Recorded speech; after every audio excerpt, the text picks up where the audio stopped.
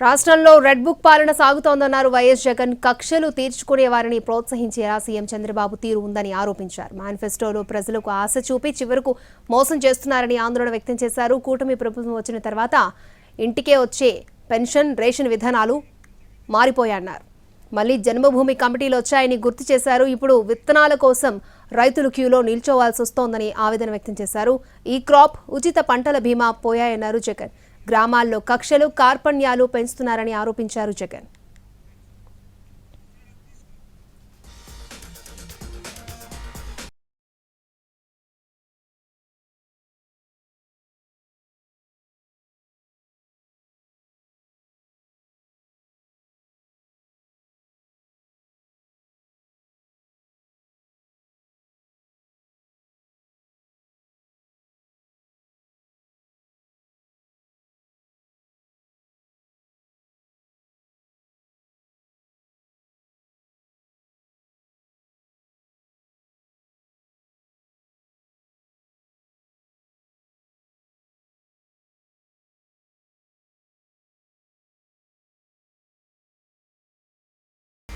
విద్యాశాఖపై సమీక్ష నిర్వహించారు సీఎం చంద్రబాబు. మంత్రి లోకేష్ తో పలువురు అధికారులు రివ్యూ మీటింగ్ కు హాజరయ్యారు. ప్రభుత్వ పాఠశాలల్లో విద్యార్థుల సంఖ్య తగ్గిపోవడంపై కారణాలను సమీక్షించారు. గత ప్రభుత్వ విధానాలతో ప్రభుత్వ పాఠశాలల్లో విద్యా ప్రమాణాలు పడిపోయిన విధానాన్ని వివరించారు అధికారులు. పాఠశాల విద్య, ఉన్నత విద్యలో ప్రమాణాలు పెంచే అంశంపై శాఖపరంగా తీసుకుంటున్న చర్యలను మంత్రి లోకేష్ రివ్యూ మీటింగ్ లో తెలిపారు.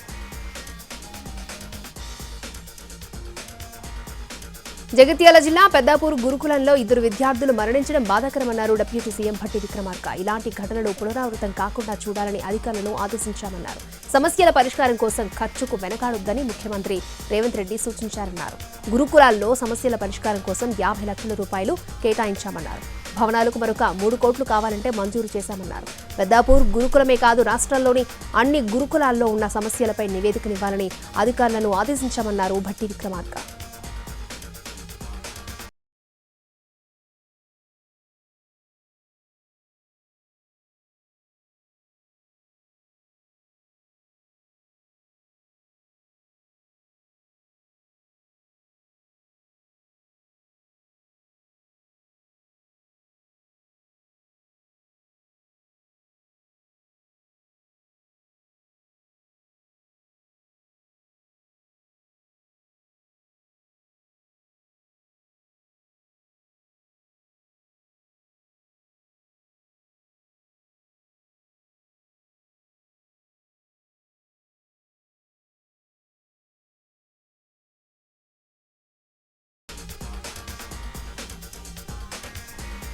మాజీ మంత్రి జోగి రమేష్ ముందస్తు బెయిల్ పొడిగించారు. సీఎం చంద్రబాబు ఇంటిపై దాడి కేసులో జోగి రమేష్ పై కేసు నమోదైంది. కేసులో ముందస్తు బెయిల్ ఇవ్వాలని పిటిషన్ వేశారు జోగి రమేష్. తాను దాడి చేయడానికి వెళ్లేదని, నిరసన తెలియజేయడానికే వెళ్లారని స్పష్టం చేశారు.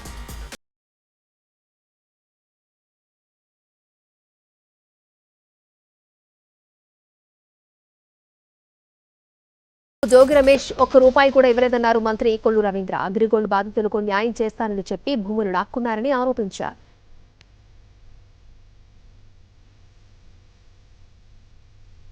అగ్రిగోల్డ్ భూముల కేసులో జోగి రమేష్ వ్యాఖ్యలకు కౌంటర్ ఇచ్చారు మంత్రి అనగాని సత్యప్రసాద్. నిజంగా రెడ్ బుక్ తెరిస్తే రాష్ట్రంలో ఉండగలరా అని నిలదీశారు.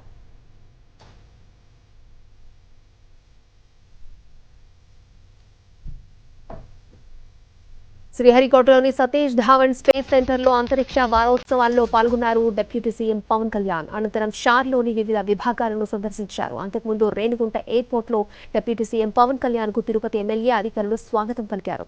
పవన్ కళ్యాణ్ పర్యటనతో పోలీసులు, సిఐఎస్ఎఫ్ భారీ బందోబస్తును ఏర్పాటు చేశారు.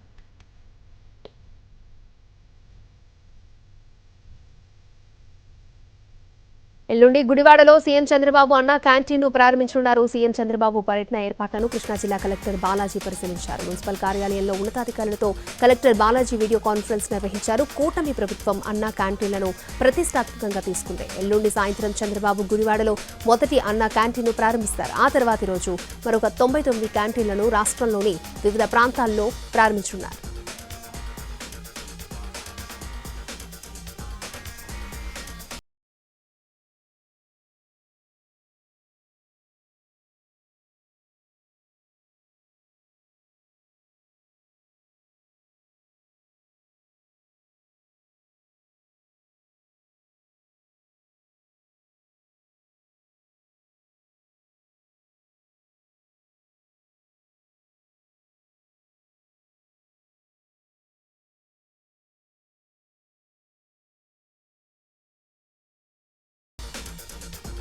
రైసు మిల్లుల్లో రేషన్ బియ్యం ఎక్కువగా రీసైకిల్ అవుతోందన్నారు మంత్రి నాదెండ్ల మనోహర్. అక్రమంగా రేషన్ బియ్యం తరలించిన వారిపై త్వరలోనే 41A కింద నోటీసులు ఇచ్చి అరెస్ట్ చేస్తామని హెచ్చరించారు.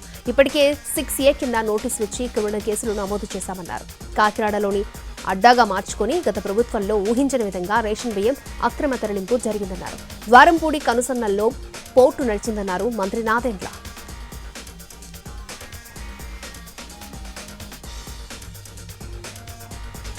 Welcome back. తుంగభద్ర డ్యాంను పరిశీలించారు కర్ణాటక సీఎం సిద్ధరామయ్య. కొట్టుకుపోయిన 19వ గేట్ను పరిశీలించి అధికారులను వివరాలు అడిగి తెలుసుకున్నారు. ఆ తర్వాత ఇరిగేషన్ అధికారులతో సమీక్ష నిర్వహించారు కర్ణాటక సీఎం. వీలైనంత త్వరగా గేటును పునరుద్ధరిస్తామని తెలిపారు సిద్ధరామయ్య.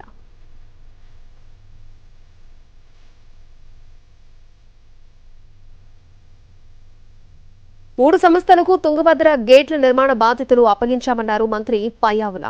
నీళ్లు అత్యంత వేగంగా పోతున్నాయని, టెక్నికల్ గా చాలా ఇబ్బందులు ఉన్నాయని తెలిపారు. కర్ణాటక, ఏపీ ప్రభుత్వాలు కలిసి ఎఫర్ట్స్ పెడుతున్నాయన్నారు పయ్యావుల.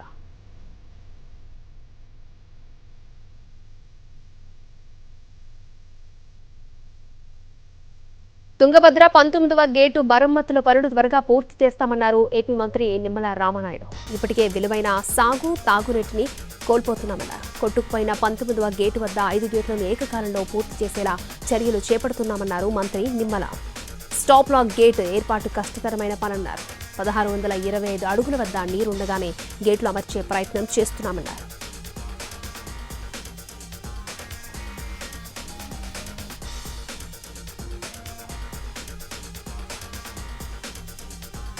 మంత్రి తుమ్మల నాగేశ్వరరావు హరీష్ రావు వ్యాఖ్యలపై మండిపడ్డారు.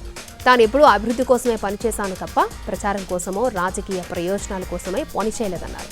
తాను అభిమానించే నేత హరీష్ రావు అని, అలాంటి వ్యక్తి చేసిన వ్యాఖ్యలు బాధ కలిగించాయన్నారు మంత్రి తుమ్మల.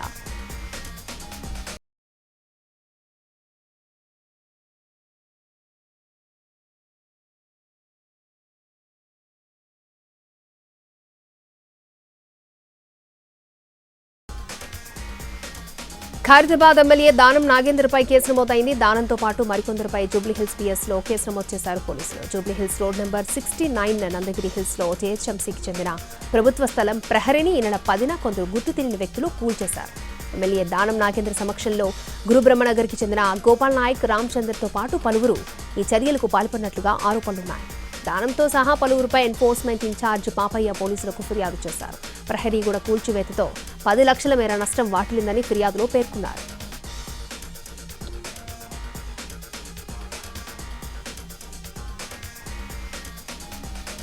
కాంగ్రెస్ ప్రభుత్వానికి చెడ్డ పేరు రావాలని కొందరు అధికారులు చూస్తున్నారన్నారు MLA Danam Nagender.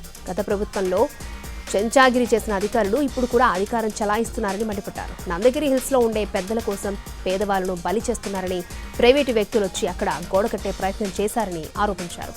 Nandagiri hills Hooda layout ఘటనపై ప్రివిలేజ్ నోటీసులు ఇస్తామన్నారు దానం.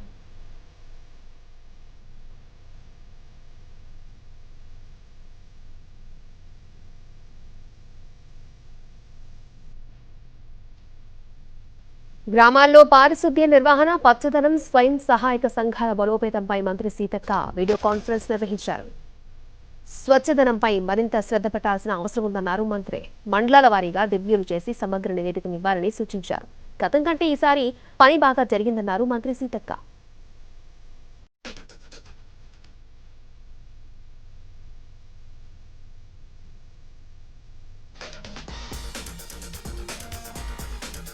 తెలంగాణకు పెట్టుబడుల సాధనే లక్ష్యంగా విదేశాల్లో పర్యటిస్తున్న సీఎం రేవంత్ రెడ్డి ఇవాళ రాత్రికి దక్షిణ కొరియా నుంచి హైదరాబాద్కి బయలుదేరనున్నారు. దక్షిణ కొరియా రాజధాని సియోల్లో పలు కంపెనీల ప్రతినిధులతో చర్చలు జరిపారు సీఎం రేవంత్. ఆటోమోటివ్ దిగ్గజం హ్యూందాయ్ మోటార్ కంపెనీ తెలంగాణలో మెగా కారు టెస్టింగ్ సెంటర్ ఏర్పాటు చేసేందుకు ముందుకొచ్చింది. ఆటోమేటివ్ టెస్ట్ ట్రాక్తో పాటు ఎలక్ట్రికల్ వాహనాలు సహా అత్యాధునిక టెస్ట్ కార్ల తయారీ సదుపాయం ఉండేలా ప్లాన్ చేస్తోంది.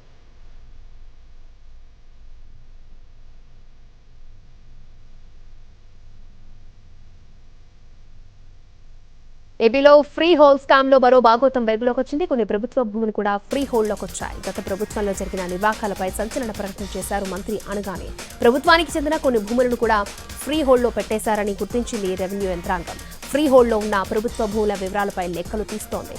రెవెన్యూ సదస్సుల్లో గత ప్రభుత్వ భూ భాగోతాలన్నీ బయటకొస్తాయన్నారు మంత్రి అనగానే.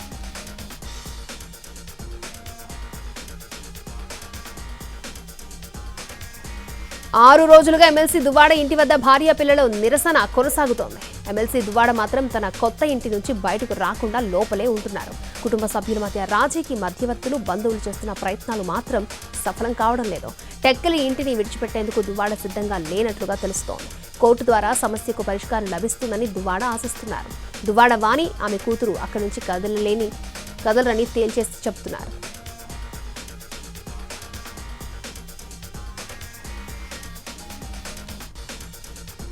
జ్యోతిష్కుడు వేణుస్వామికి తెలంగాణ మహిళా కమిషన్ నోటీసులు ఇచ్చింది. 22న కమిషన్ ముందు వ్యక్తిగతంగా హాజరు కావాలని ఆదేశించింది. నాగ చైతన్య, శోభిత ధూళిపాల విడిపోతారంటూ వేణుస్వామి జోస్యం చెప్పడంపై మహిళా కమిషన్కు film journalist association, Telugu film digital media association ఫిర్యాదు చేశాయి. దీనిపై స్పందించిన మహిళా కమిషన్ చైర్పర్సన్ శ్రీమతి నేరళ్ల శారద ఈ ఆదేశాలు జారీ చేశారు.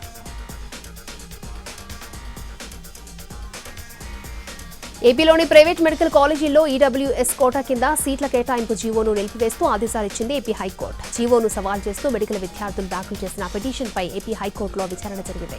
మెడికల్ సీట్లు పెంచి ఈడబ్ల్యూఎస్ కోటా కింద భర్తీ చేయాలని, కానీ సీట్లు పెంచకుండానే ఈడబ్ల్యూఎస్ కింద సీట్లు ఇవ్వాలని ప్రభుత్వం జీవో జారీ చేసిందని పిటిషనర్ తరపు లాయర్ వాదించారు. సీట్లు పెంచకుండా ఈడబ్ల్యూఎస్ కోటా కేటాయించడం వల్ల ఓపెన్ కేటగిరీ విద్యార్థులు నష్టపోతారని కోర్టు దృష్టికి తీసుకెళ్లారు. జీవో నిలిపివేయాలని కోరారు. పిటిషన్ తరపు లాయర్ వాదనలతో ఏకీభవించిన కోర్టు జీవో నిలిపివేస్తూ మధ్యంతర ఉత్తర్వులు జారీ చేసింది.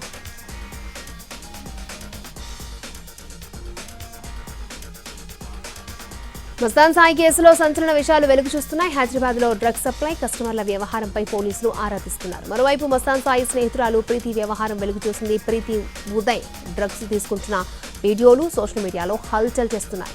మరీ ముఖ్యంగా అమ్మాయిలతో అసభ్యంగా ఉన్న ఫోటోలు, వీడియోలను మస్తాన్ సాయి రికార్డ్ చేశారు. డ్రగ్స్ కావాలి, తీసుకుని రమ్మని ప్రీతి వాట్సాప్ చేసిందే. తనకు తిక్కరైతే అందరినీ డ్రగ్స్ కేసులో ఇరికిస్తానంటూ చాటింగ్ లో ప్రీతి హెచ్చరించింది. మస్తాన్ సాయి అరెస్టుతో డ్రగ్ డొంక కదులుతోంది.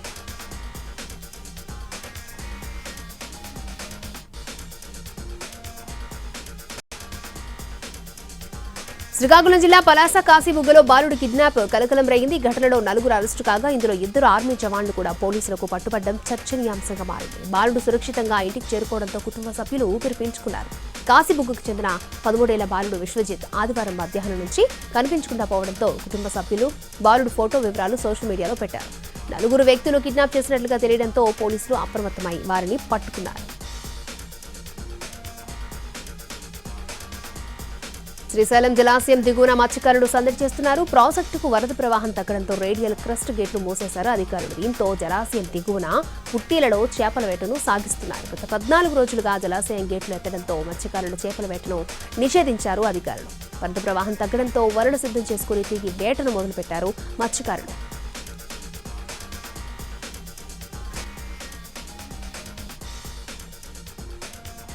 ఢిల్లీలోని ఏఐసీసీ కార్యాలయంలో జరిగిన కాంగ్రెస్ నేతల భేటీలో కీలక నిర్ణయాలు తీసుకున్నారు. సెబీ అదానీ మధ్య అనుబంధంపై సమగ్ర దర్యాప్తు అవసరమని కాంగ్రెస్ డిమాండ్ చేస్తోంది. ఇందుకోసం ఆగస్టు 22న దేశవ్యాప్తంగా ఆందోళనలు నిర్వహించాలని నిర్ణయించింది. ఆ రోజు ఢిల్లీలోని ఈడీ ఆఫీసుతో పాటు రాష్ట్రాల్లోని ఈడీ ఆఫీసులను ముట్టడిస్తామని కాంగ్రెస్ ఎంపీ వేణుగోపాల్ తెలిపారు. అదానీ మెగా స్కామ్పై జేపీసీ విచారణతో పాటు సెబీ చైర్మన్తో రాజీనామా చేయించాలని కాంగ్రెస్ డిమాండ్ చేస్తోంది. ఈ స్కామ్లో ప్రధాని పాత్ర కూడా ఉందని కాంగ్రెస్ ఆరోపిస్తోంది. కోల్కతాలో జూనియర్ డాక్టర్పై అత్యాచారానికి నిరసనగా దేశవ్యాప్తంగా వైద్యులు నిరసనలు కొనసాగిస్తున్నారు. The federation of resident doctors association ఆధ్వర్యంలో నిన్నటి నుంచి దేశవ్యాప్తంగా వైద్య సేవలను బంద్ చేశారు. ఓపీడీలు, ఆపరేషన్ థియేటర్స్, వార్డ్ డ్యూటీలను నిలిపివేశారు. అయితే రోగులకు ఇబ్బంది కలగొద్దని ఎమర్జెన్సీ సేవలను మాత్రం యథావిధిగా కొనసాగిస్తున్నారు. ఈ కేసు విచారణ పూర్తయ్యే వరకు పలు వైద్య సేవలను నిలిపివేస్తున్నట్టుగా ఢిల్లీ, ముంబై, కోల్కతాతో పాటు అనేక నగరాల్లోని వైద్యులు ప్రకటన చేశారు. వైద్య సిబ్బందికి తగిన భద్రత కల్పించాలంటూ డిమాండ్ చేస్తున్నారు.